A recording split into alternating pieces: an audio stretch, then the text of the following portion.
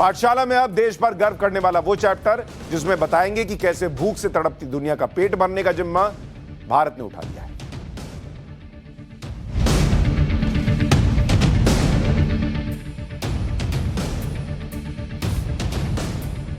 दुनिया जमीन के लिए और अपने दबदबे के लिए युद्ध लड़ रही है और भारत दुनिया के उन देशों के लिए भूखमरी का युद्ध लड़ने में जुटा हुआ है कि दुनिया में कोई भूखा ना सो। जो देश इस वक्त दुनिया पर आए बड़े संकट से बेहाल हैं, भाई कोरोना के बाद अब रूस यूक्रेन युद्ध चल रहा है ना, और नतीजा यह हुआ है कि दुनिया में अनाज का भंडार खाली हो गया।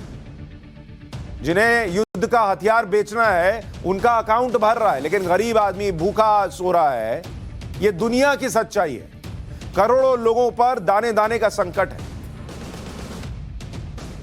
ऐसे में प्रधानमंत्री नरेंद्र मोदी ने आज बताया कि उन्होंने अमेरिकी राष्ट्रपति जो बाइडेन से वर्चुअल मीटिंग में कहा कि अगर वर्ल्ड ट्रेड ऑर्गेनाइजेशन परमिशन दे तो भारत कल से ही पूरी दुनिया को अनाज की सप्लाई शुरू कर दे, क्योंकि भारत में इतना अनाज है कि वो अपने लोगों को भी खिला सकता है और पूरी दुनिया का भी पेट भर सकता है। पहले प्रधानमंत्री नरेंद्र मोदी ने क्या कहा वो सुनिए, फिर आपको बताएंगे कि कैसे दुनिया के कई देश दाने दाने को मोहताज हो रहे हैं और कैसे भारत पूरी दुनिया को बैठाकर खिला सकता है। पहले पीएम को सुनिए। સૌ પોતપોતાનું સંભાળીને બેસી ગયા છે। એમાં એક નવી મુસીબત દુનિયા સામે આવી છે। અન્નના ભંડાર ખૂટવા માંડ્યા છે।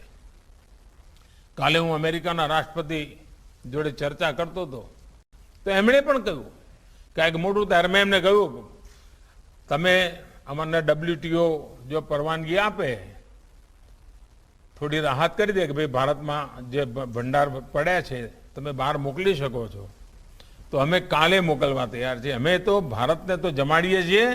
अमारा अन्नपूर्णा माना आशीर्वाद थी अमारा देशना खेडूतोए जाने अगाउथी दुनियानी चिंता करी होय एम, पण हवे आ तो दुनियाना कायदा कानून में रहेवुं पड़े एटले हवे खबर नहीं क्यारे WTO सुधार एना कई सुधारा करशे ने आपणे थशे। प्रधानमंत्री नरेंद्र मोदी कह रहे हैं कि कल उन्होंने जो बाइडेन से जब बात की तो बोला हम दुनिया को खिला सकते हैं भाई। और नरेंद्र मोदी भारत के प्रधानमंत्री के तौर पर लगातार ये कोशिश कर रहे हैं कि दुनिया में भारत का कद ऊंचा रहे, भारत हमेशा बड़े भाई की भूमिका में नजर आए, कि भारत जो है वो दुनिया के लिए खड़ा है। तभी तो आज दुनिया भारत की तरफ देख रही है। चाहे रूस यूक्रेन का युद्ध हो, उसमें भी लोग सोचते हैं कि भारत ही सल्टा देगा मामला।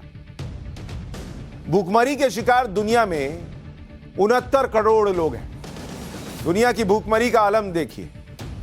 जो भूखमरी है वो दुनिया में कितने लोग भूखे हैं, दुनिया का आंकड़ा देखिएगा तो दुनिया के लिए भूखे सोने वालों का आंकड़ा है 69 करोड़, 69 करोड़। और नरेंद्र मोदी कह रहे हैं कि इनका पेट हम भर सकते हैं। और अकेले एशिया में अगर आप भूखमरी का शिकार लोगों को देखिएगा जो भूख से तड़प रहे हैं, उनका आंकड़ा है 38 करोड़ का। इतने लोग भूखे सोते हैं, भूख से तड़पते हैं। लेकिन भारत में अगर आप देखिएगा, भारत में 80 करोड़ लोगों को अनाज मिल रहा है। 80 करोड़ को अनाज मिल रहा है। मतलब भारत में कोई भूखा ना सोए, चाहे कोरोना का संकट हो या कुछ भी हो। दुनिया अलग दिशा में है कि सब भूख से मर रहे हैं, सो रहे हैं। भारत अपने 80 करोड़ लोगों को अप्रैल 2020 से हर महीने फ्री राशन दे रहा है और जिम्मेदारी के तौर पे दे रहा है। कोई एहसान नहीं है भाई, हमारे लोग हैं तो ये देना है, ये करना है, ये जिम्मेदारी निभाई जा रही है। कोविड के पहले 5 साल में दुनिया में भूखमरी नहीं बढ़ी थी, लेकिन जब कोरोना आया ना तो हालात बिगड़ गए। अब रूस यूक्रेन के बीच लंबे युद्ध से हालात और बिगड़ जाएंगे। यूएन ने बताया था, जो आपके पास जानकारी में देना चाहता हूं कि भूखमरी को लेकर क्या स्थिति है दुनिया के अंदर। यूएन ने बताया था कि कोविड के दौरान दुनिया में भूखमरी 18% बढ़ी, क्योंकि हर जगह दुकानें बंद हुई, बहुत सारी चीजें बंद हुई, लोगों का व्यापार बंद हुआ, तो भूखमरी बढ़ गई 18%। और ये करीब 72 से 81 करोड़ लोगों पर भूखमरी का संकट है। जिस आबादी पर भूखमरी का संकट है वो रूस यूक्रेन युद्ध में 76 लाख से 1 करोड़ 30 लाख तक और बढ़ जाएगा। इस संकट के बीच global food price all time high पर पहुंच गया। हमारे लोग महंगाई कर रहे हैं ना, दुनिया में ग्लोबल फूड प्राइस जो है वो ऑल टाइम हाई पर है, इतना ऊपर कभी गया ही नहीं। यूएन की agency food and agriculture organization, जिसको FAO कहते हैं, उसका वर्ल्ड फूड प्राइस इंडेक्स क्या कहता है आपको पता है? वो कह रहा है वर्ल्ड फूड प्राइस इंडेक्स जो है, world food price index WFPI, ये कहता है कि मार्च के महीने में, मार्च में गेहूं के दाम बढ़े। गेहूं के दाम कितने बढ़े आपको पता है? 19% से ज्यादा, 19.7% बढ़े। ये दुनिया का हाल है। जौ के दाम देख लीजिए, जौ के दाम में जो इजाफा हुआ वो 27% ऊपर चला गया जौ की कीमत। मक्के के दाम में, ये दुनिया के बारे में आपको बता रहा हूं, भारत का नहीं बता रहा हूं, 19% कीमत बढ़ गई मक्के की। ये दुनिया में कीमत बढ़ी है। ज्वार की कीमत 17% बढ़ गई। जो गरीब देश वो खरीद नहीं पाएगा भाई। खाने के तेल के दाम, खाने का तेल दुनिया में कितना महंगा हुआ है आपको पता है? 23%, 23%। इसलिए मैं आपसे कहता हूं, देश में बतौर नागरिक हमारा ये हक है कि हम महंगाई पर प्रश्न पूछें, लेकिन बतौर नागरिक हमारी जिम्मेदारी भी है कि हम ये देखें कि दुनिया में कोरोना के बाद, युद्ध जो चल रहा है उसके बाद हो क्या रहा है। हर जगह त्राहिमाम है। और हम क्या दुनिया से अलग हैं? हम क्या चांद पर रहते हैं और दुनिया पृथ्वी पर रह रही है? और जब आप ये कहेंगे कि अरे हमको ये नहीं देखना, हमको सस्ता करके दे दो, तो वही हाल होगा जो श्रीलंका में हुआ। आप इस सच्चाई से मुंह मोड़िएगा तो दुनिया जो है वो आप पर हंसेगी कि हमारे यहां तो ये हालात है, यहां कोई भूखा भी नहीं सोने दिया जा रहा, और उसके बाद ये लोग ये कह रहे हैं। अनाज और खाने के तेल के दाम इसलिए बढ़े क्योंकि रूस यूक्रेन युद्ध से ग्लोबल सप्लाई चेन टूट गया। यही समझा रहा हूं आपको, दुनिया कनेक्टेड है ना। दुनिया का 23% गेहूं रूस और यूक्रेन सप्लाई करता है, 23% गेहूं। दुनिया का 19% जौ रूस और यूक्रेन सप्लाई करता है। अब दोनों लड़ रहे हैं, कहां से सप्लाई करेंगे? दुनिया का 18% मक्का रूस और यूक्रेन की सप्लाई से आता है। दुनिया का 64% सनफ्लावर ऑयल रूस यूक्रेन से आता है। फर्टिलाइजर एक्सपोर्ट में रूस दुनिया में नंबर 1 है। रूस और यूक्रेन से गेहूं मक्के की बड़ी सप्लाई फंस गई। रूस और बेलारूस से खाद की बड़ी सप्लाई फंसी गई। अनाज और खाद के दाम 20 से 40% तक बढ़ गए। अब यह बताइए कि यह किसी देश पर निर्भर है कि भाई एक देश में हो गया?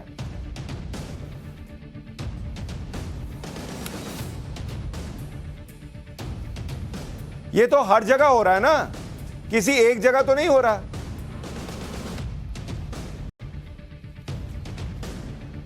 जिस तरह से दुनिया में अनाज के दाम बम्पर बढ़ गए और जिस तरह से रूस यूक्रेन युद्ध से ग्लोबल सप्लाई चेन टूट गई या असर पड़ गया, उससे कई देशों को अपनी आबादी का पेट भरना मुश्किल हो जाएगा, और हो रहा है।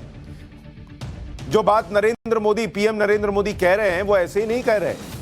खास तौर पर वो देश जो अनाज के लिए रूस यूक्रेन से आयात या फिर यूएन के वर्ल्ड फूड प्रोग्राम पर निर्भर है। अब जैसे आप देखिए, इजिप्ट हो गया, टर्की है, बांग्लादेश है, ईरान जैसे देश है, ये 60% गेहूं रूस और यूक्रेन से आयात करते हैं। तो इनके लिए तो सोचिए क्या हालत है। 60% गेहूं कहीं से आता है, अब वो 60% नहीं आएगा तो आप कैसे खिलाएंगे मुझे बताइए। आर्मेनिया, मंगोलिया, कजाकिस्तान, इरिट्रिया, ये ऐसे देश हैं, इनका तो पूरा गेहूं जो है वो रूस और यूक्रेन से आता है। अब ये कैसे रोटी खाएंगे मुझे बताइए? गेहूं ही नहीं है, पूरा रूस यूक्रेन से मंगाते थे। रूस यूक्रेन जो है वो आपस में लड़े पड़े, इनका तेल निकल रहा है। वर्ल्ड फूड प्रोग्राम को 40% गेहूं यूक्रेन से मिलता है। युद्ध की वजह से यह सप्लाई रुक गई। यूएन के मुताबिक एशिया, अफ्रीका और मिडिल ईस्ट के गरीब देशों पर खाने का संकट आ जाएगा।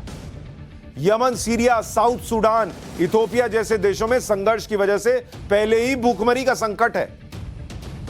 अफगानिस्तान में आधी से ज्यादा आबादी, करीब 2 करोड़ 30 लाख लोगों को पर्याप्त भोजन नहीं मिल रहा है।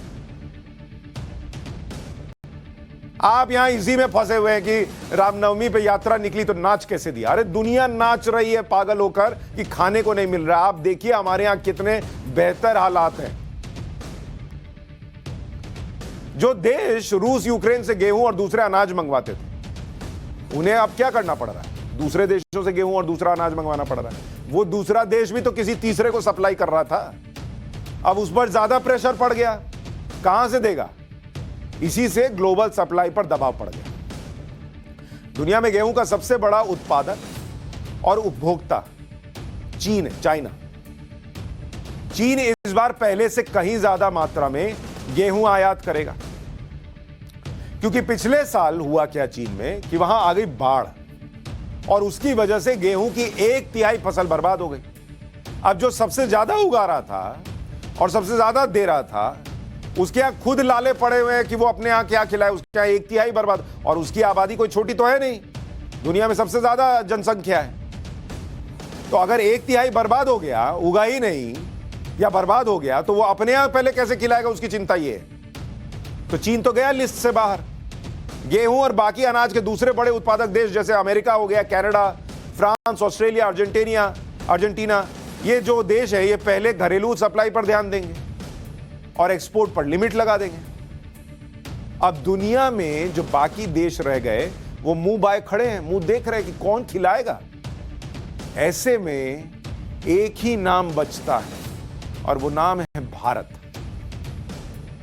हमारा आपका इंडिया जो दुनिया का पेट भर सकता है। और भारत ये कैसे कर सकता है? पीएम नरेंद्र मोदी हवा में नहीं कह रहे कि हम दुनिया को खिला सकते हैं। इसके पीछे वजह है कि भारत दुनिया का पेट भर सकता है और इस पर आपको गर्व भी होना चाहिए कि भारत कैसे दुनिया का पेट भर सकता है। बहुत बड़ी बात है, पेट भर सकता है। और ये क्यों कह रहा हूं, अब आपको आंकड़ों से समझाता हूं। भारत में गेहूं का उत्पादन, गेहूं अगर आप देखेंगे 2020-21 के लिए 11.13 करोड़ टन है। 11.13 करोड़ टन, इतना भारत में गेहूं का उत्पादन हुआ है, जो दुनिया में नंबर 2 है। दूसरे नंबर चावल का उत्पादन कितना है, अगर आप इसी वर्ष के लिए देखिएगा, 12.7 करोड़ टन चावल भारत ने उत्पादित किया। और यह भी भारत जो है वो इस मामले में दुनिया में नंबर 2 पर है।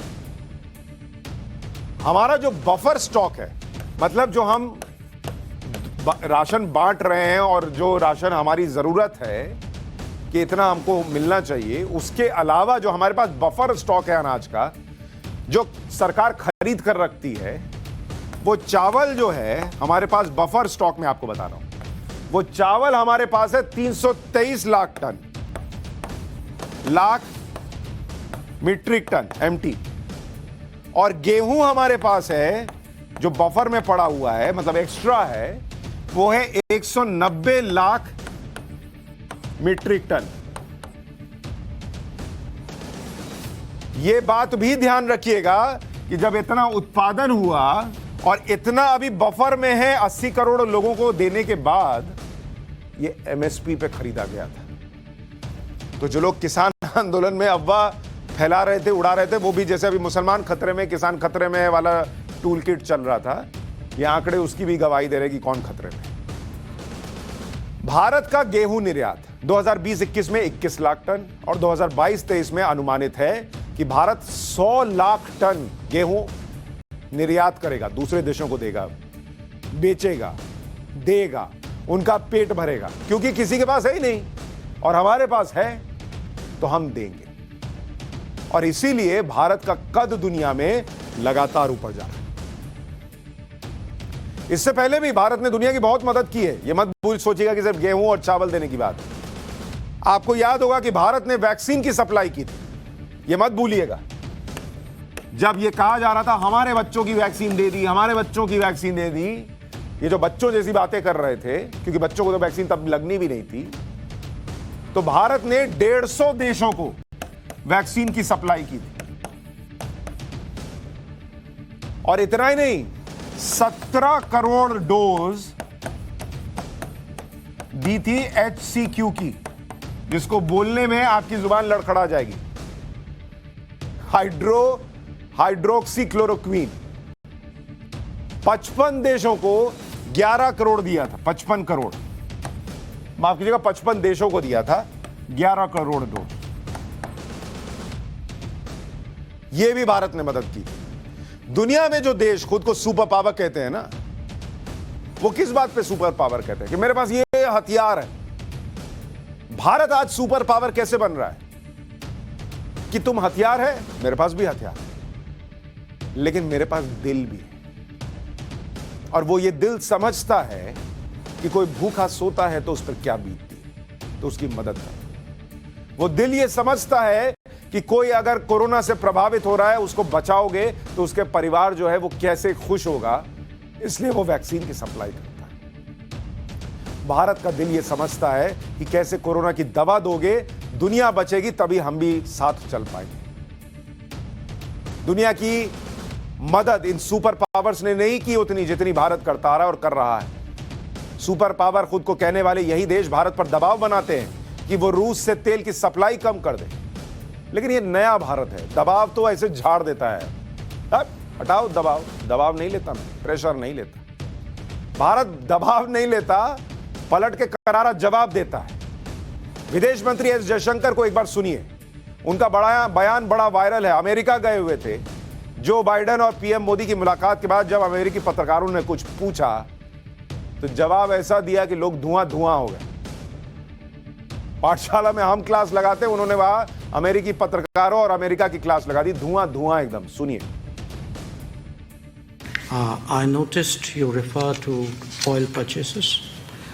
If you are looking at energy purchases from Russia, I would suggest that your attention should be focused on Europe, which probably we do buy some energy which is necessary for our energy security.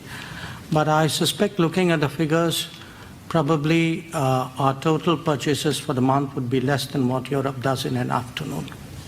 So you might want to think about it. अमेरिकी पत्रकार सोच रहे थे कि पूछ लेंगे कि अरे आप रूस से कैसे तेल ले रहे हैं, कैसे एनर्जी ले रहे हैं, तो भारतीय विदेश मंत्री हड़बड़ा जाएंगे। उन्होंने कहा अरे यार तुम जाके यूरोप से पूछो पहले, हम जितना महीने भर में नहीं ले रहे हैं उतना वो एक दिन में ले लेता है, एक दिन क्या एक दोपहर में ले लेता है। और मैंने आपको पाठशाला में बताया था कि यूरोप रूस से तेल और गैस खरीद रहा है, उसे तो अमेरिका नहीं रोक पाया। भारत से सोच रहा था कि अमेरिका जो है वो सोच रहा था कि भारत ना खरीदे रूस से, उससे क्या हो जाएगा। अभी भारत जो है ना वो खिलाड़ी हो गया है जिसको हर आईपीएल फ्रेंचाइजी को चाहिए कि मेरी टीम में रहे। तो एक तो इनका अपना डबल स्टैंडर्ड है कि हम करेंगे तुम मत करो, दूसरा क्या है, इंडिया नहीं करेगा तो रूस पे प्रेशर बन जाएगा।